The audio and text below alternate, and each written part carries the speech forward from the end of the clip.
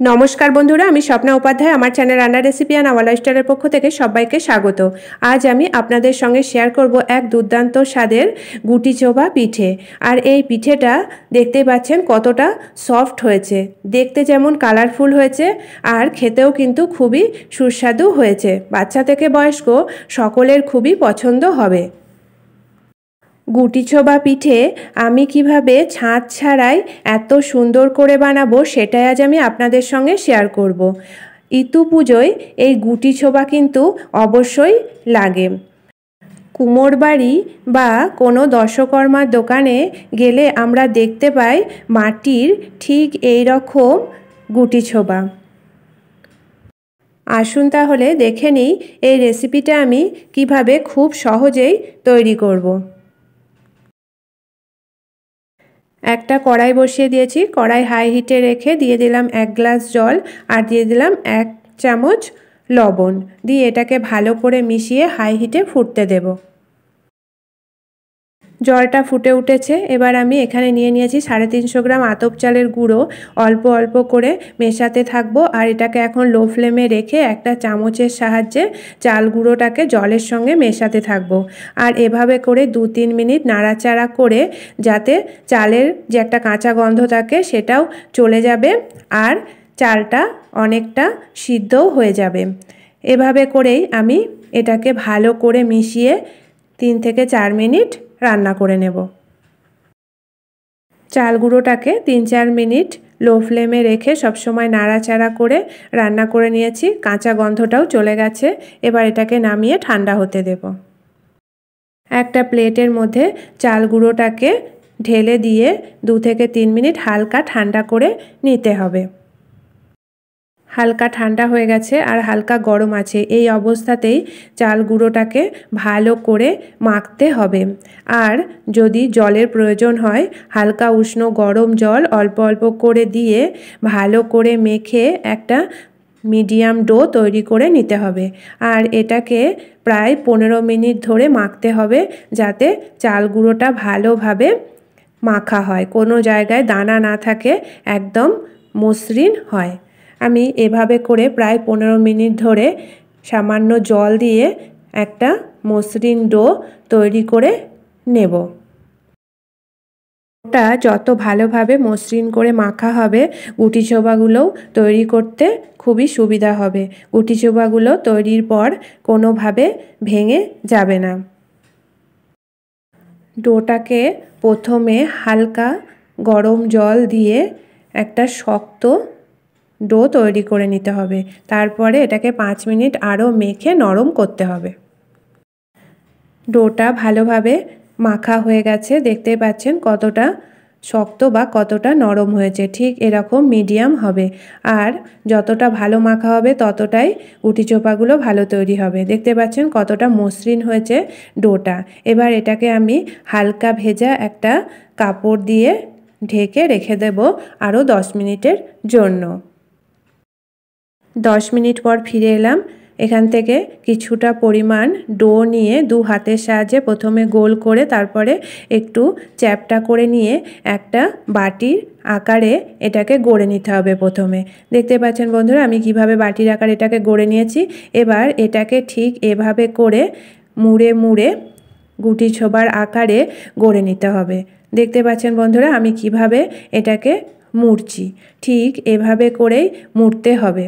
বাইরে থেকে দেখে বড় মনে হবে কিন্তু এটাকে মুড়ে মুড়ে মুখের কাজটা একদম ছোট করে নিতে হবে, তবেই কিন্তু গুটি ছোবার মতো দেখতে লাগবে। দেখতে পাচ্ছেন বন্ধুরা কত তাড়াতাড়ি তৈরি হয়ে গেল এই গুটি ছোবাটা। ছাঁচ ছাড়াই কত সহজে হাতেই তৈরি করা হয় এই গুটি ছোবা পিঠেগুলোকে। এভাবে করে আমি সব গুটি ছোবাগুলো একে একে গড়ে নেব। গুটি ছোবা কিন্তু খুব বড়ও হয় না আবার খুব ছোট আকারেরও হয় না। আমি আরও একটা গুটি ছোবা ঠিক এভাবে করেই তৈরি করে আপনাদের দেখিয়ে দিচ্ছি। প্রথমে আবারও একটু ডো নিয়ে নিলাম, নিয়ে দু হাতের সাহায্যে প্রথমে গোল করে একটু চ্যাপ্টা করে ঠিক এভাবে করে ঘুরিয়ে ঘুরিয়ে চেপে চেপে একটা বাটির আকারে তৈরি করে নিতে হবে। বাটির আকারে তৈরি করে নিয়েছি। এবার এভাবে করে অল্প অল্প করে ভাঁজ দিয়ে এটাকে তৈরি করতে হবে। গুটি ছোবার এই ভাঁজগুলোই কিন্তু আসল। এই ভাঁজগুলো দেখলে তবেই কিন্তু বোঝা যায় এগুলো গুটি ছোবা। গুটি ছোবায় ভাঁজ দিয়েই তৈরি করতে হয়। দেখতে পাচ্ছেন বন্ধুরা, গুটি ছোবাগুলো ভাঁজ দিয়ে কত সুন্দর দেখতে লাগছে। একই মাপের সব গুটি ছোবাগুলো তৈরি করে নেওয়া হয়ে গেছে। আর দেখতেই পাচ্ছেন সব গুটি ছোবাগুলোই একই ডিজাইনের হয়েছে আর দেখতেও লাগছে অপূর্ব। দেখতে পাচ্ছেন বন্ধুরা গুটি ছোবাগুলো কত সুন্দর হয়েছে। এবার তৈরি করে নেব নারকেলের পুর। একটা কড়াই বসিয়ে দিয়েছি, লো ফ্লেমে রেখে দিয়ে দিলাম খেজুরের পাটালি গুড় 400 গ্রাম আর দিয়ে দিলাম 1 বাটি নারকেল কোড়ানো। এখানে আমি 2টো নারকেল কুড়িয়ে নিয়েছি। নারকেল কোড়া আর গুড় দিয়ে ভালো করে মিশিয়ে এটাকে লো ফ্লেমে রেখে প্রায় 8 মিনিট গুড়টাকে গলতে দেব নারকেলের সাথে। গুড়টা ভালোভাবে গলে গেছে আর নারকেলের সঙ্গে মিশেও গেছে আর একটা কালারও এসেছে। এবার এটাকে হাই হিটে রেখে এখনও 7 মিনিট রান্না করে নেব। তৈরি হয়ে গেল নারকেলের পুর। এবার এটাকে নামিয়ে ঠান্ডা হতে দেব। নারকেলের পুরটাকে একটা থালায় ঢেলে ঠান্ডা হওয়ার জন্য অপেক্ষা করছি। এটা প্রায় 10 মিনিট ধরে ঠান্ডা করে নিতে হবে। দেখতে পাচ্ছেন ঠিক এরকম আঠালো হবে, খুব বেশি না। 10 মিনিট পর ফিরে এলাম। পুরটা ঠান্ডা হয়ে গেছে আর একটা বাটিতে কিছুটা পরিমাণ নারকেলের পুর নিয়ে নিয়েছি। এবার অল্প অল্প করে পুর নিয়ে এই গুটি ছোবার মধ্যে আমি সুন্দর করে দিয়ে দেব।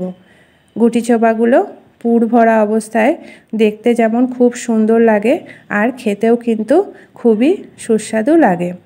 একটু বেশি করেই পুর এর মধ্যে দিয়ে দেব।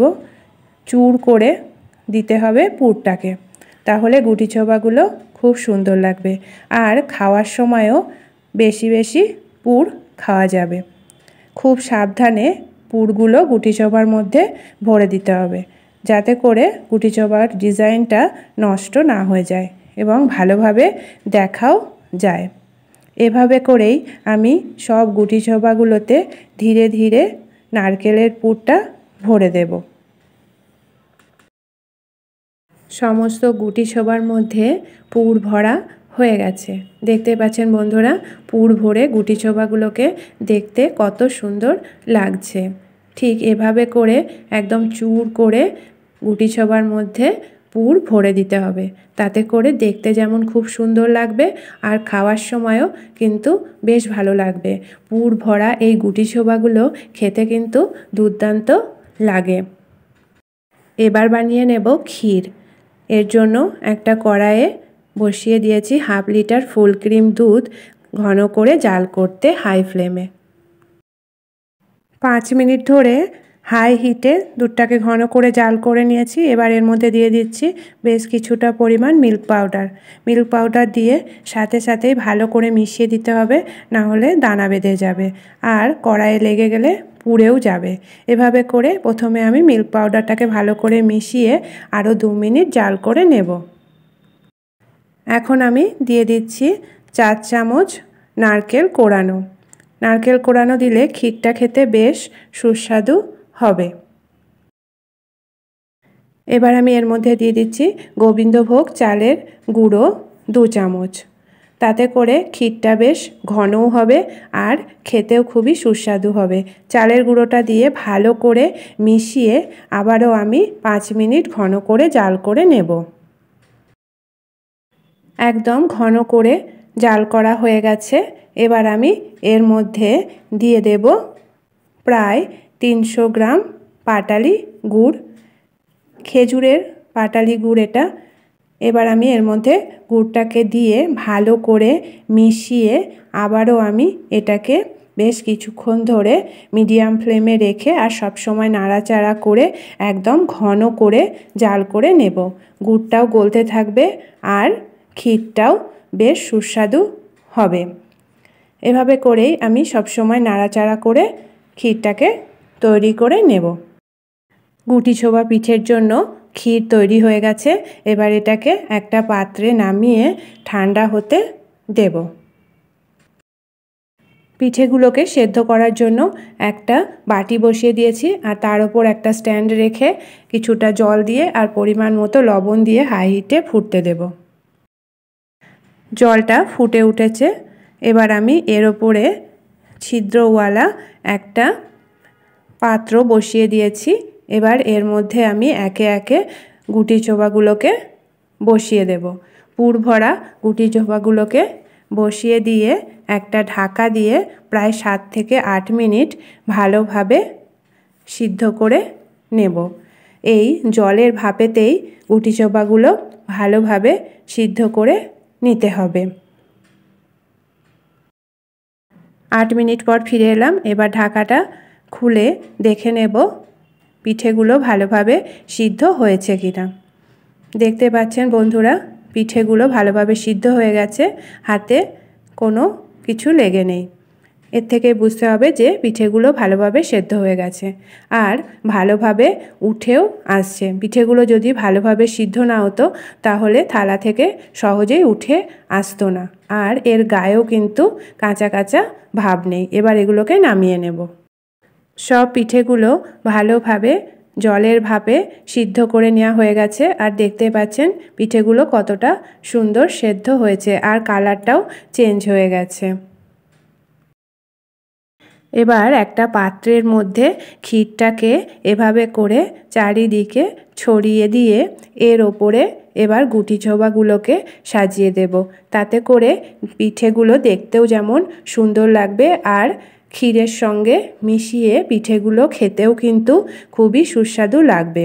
একে একে সেদ্ধ করা পিঠেগুলোকে ক্ষীরের মধ্যে সাজিয়ে দিচ্ছি। দেখতে পাচ্ছেন বন্ধুরা, সব পিঠেগুলোকে সুন্দর করে সাজিয়ে দিয়েছি। পিঠেগুলো যখন আমরা খাবো এভাবে করে ক্ষীর মাখিয়েও খেতে পারি, আবার পিঠেগুলোকে ভেঙে ক্ষীর লাগিয়েও আমরা কিন্তু খেতে পারি। পিঠেগুলো ঠান্ডা হয়ে গেছে আর ক্ষীরটাও ঠান্ডা হয়ে গেছে। দেখতে পাচ্ছেন বন্ধুরা, পিঠেগুলো ঠান্ডা হওয়ার পরেও কিন্তু কত নরম আর খেতে কিন্তু খুবই সুস্বাদু। এভাবে করে আমরা পিঠেগুলোকে ক্ষীর মাখিয়েও খেতে পারি, আবার এভাবে করে ভেঙে একটা চামচে করে ক্ষীর এর ওপরে নিয়েও আমরা খেতে পারি। তাতে করে বেশ সুস্বাদু লাগবে। তাহলে বন্ধুরা দেখলেন তো কত সহজেই ছাঁচ ছাড়াই তৈরি হয়ে গেল গুটি ছোবা পিঠে। এই পিঠেগুলো ভাপা হওয়ার পরেও নলেন গুড়ের সাথে মাখিয়ে খেলে খুবই সুস্বাদু লাগে। আপনারা চাইলে এই পিঠেগুলোকে ভাপা করেও নলেন গুড়ের সাথে মাখিয়ে খেতে পারেন। আশা করি সকলের খুবই ভালো লাগবে। পুর ভরা মালাই মাখানো গুটি ছোবা পিঠেগুলো দেখতে যেমন সুন্দর, খেতেও কিন্তু খুবই সুস্বাদু হয়েছে আর বাচ্চা থেকে বয়স্ক সকলের খুবই পছন্দ হবে আর একবার খেলে বারবার খেতেও ইচ্ছা করবে। আপনারা চাইলে আমার মতো করে এই পিঠেটা একবার বাড়িতে বানিয়ে দেখতে পারেন। আশা করি সকলের খুবই ভালো লাগবে। ভালো লাগলে লাইক শেয়ার কমেন্ট করবেন আর আমার চ্যানেলকে এখনও যারা সাবস্ক্রাইব করেননি প্লিজ সাবস্ক্রাইব করে নেবেন। তাহলে বন্ধুরা আজকের মতো এটুকুই। আবার দেখা হবে আগামী নতুন পর্বে। ভালো থাকবেন, সুস্থ থাকবেন। ধন্যবাদ।